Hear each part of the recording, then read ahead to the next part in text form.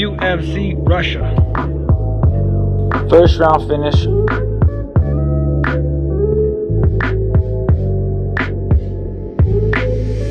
Megan Anderson tweets, Overeem knees are just brutal. Sad to see Olenek take the L, but this is huge for Overeem moving forward. Certainly gaining momentum and looking rejuvenated, even after being in combat sports for 20 years. Clap, clap, clap. Hashtag UFC St. Petersburg. Eric Anders tweets, Demolition Man indeed. Hashtag UFC St. Petersburg.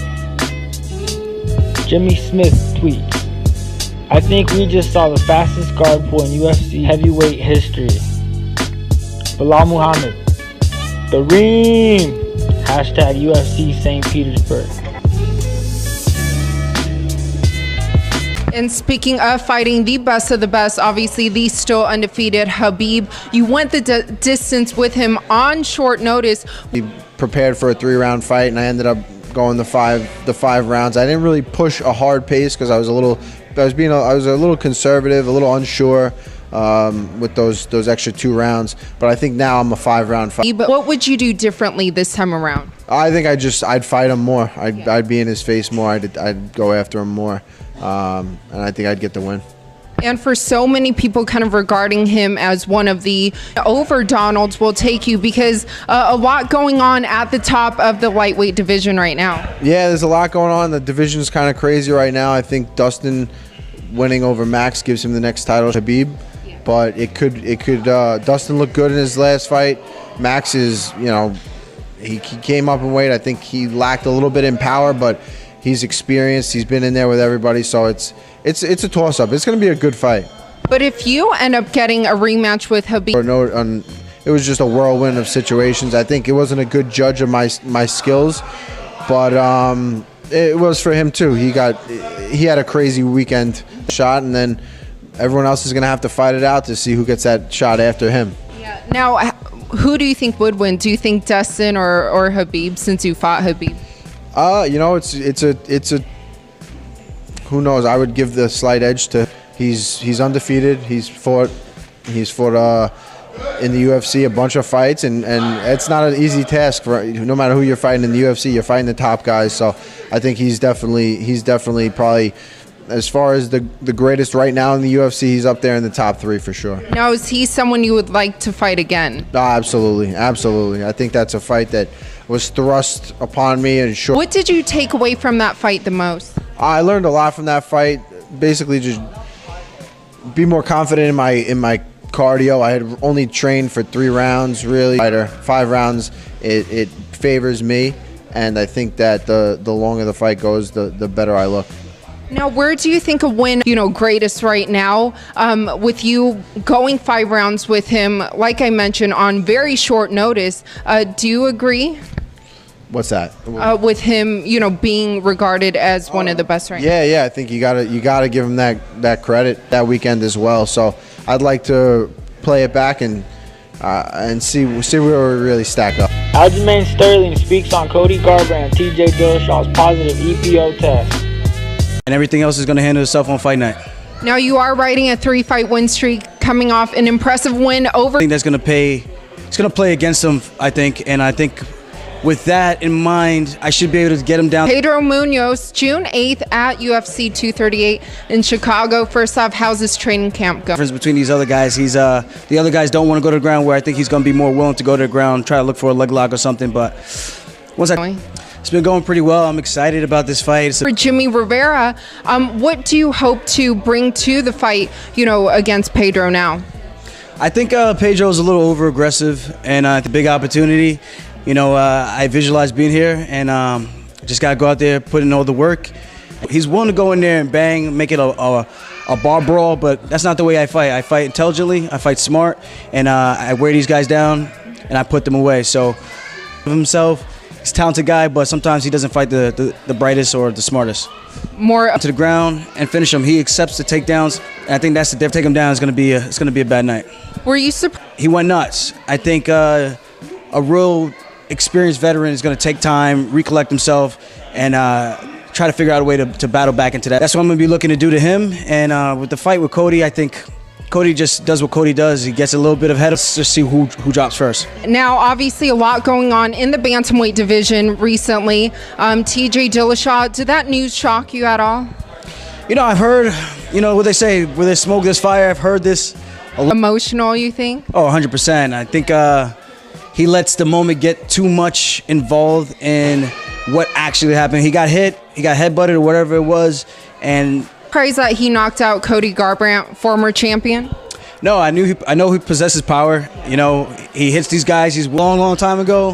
And, you know, I'm a big TJ fan, so I never wanted to make anything of like in the fight instead of going crazy and just swinging for the fences and saying live or his samples or whatever. But you got a guy who was saying he was telling these guys how to do it such a long time ago. It's hard to not make anything out of it and like start bringing that to the media or things like that, because at the end of the day, that's not what I'm here to do. I think all truths will end up being revealed eventually. And Cody called him out on it at the press conference, and it was kind of swept under the rug. He said he taught Team Alpha Male how to do it. So I'm going to assume that there has to be some other Team Alpha Males guys that were out there doing it, also learning from TJ. So he's been doing it for quite some time now, in my opinion, just based on the timeline and from how long ago he brought that up. I know his other tested negative. Had a legacy if he was never doing that stuff to begin with. But you said you've heard it for a while now, though. Who did you hear it from? Oh, no, I don't. As we say, we don't kiss and tell. But there's I won't tell. Yeah. There's the MMA space there's a lot of teams, there's a lot of personalities, and rumors spread fast. So whether you're doing good or you're doing by those facts and those. It's hard to deny those statements, because if he's telling you something, you know, bad, you're throwing dirt on somebody's name, it always comes back to comes back to light eventually. Yeah, but I mean, aside from, like, you were talking about how Cody Garbrandt said, you know, he taught the team how. It makes it hard not to believe those words, and it just sucks because I think it hurts his legacy, and it kind of makes you wonder what he even had. How to do it. And then Ali, the manager, he said that he knows at least like 5 other fighters that are on it. I mean, you're smiling like you know some. Luke Rockhold on threats he poses to Jon Jones. Well, what sort of problems do you think you sort of pose to Jon Jones as far as, you know, a matchup? Because a lot of people like the idea of you coming to this division because, you know, you're a fresh face and you're someone that people can get excited about, you know, when you eventually do fight Jon Jones. What kind of problems do you think you pose for him? Why don't you ask DC what kind of problems I face for him? I would, but I can strike with him. DC's not here right now. I can strike with him. I'm no slouch in the wrestling game. Trust me, with the size I have now, it's different. And I'm gonna give a lot more power. I'm gonna bring it on the feet. And I don't believe there's a man in this game that can fuck with me on the ground. When you start implementing punches and grappling, there's no one. I don't believe there's anybody who can dance in that realm. Mm. It's interesting because obviously you'll be fighting on the same card as Jon. What do you sort of anticipate fight week being like? You guys obviously being around each other a lot, UFC 239. Do you imagine it'll be awkward? He seems to be a guy that kind of follows these kinds of comments. Do you imagine he'll approach you and say some stuff to you? What are you sort of envisioning here? Anytime you're meeting somebody at the top, you guys are going to get after each other. Me and Jon never had a problem, but we've never been in the same division.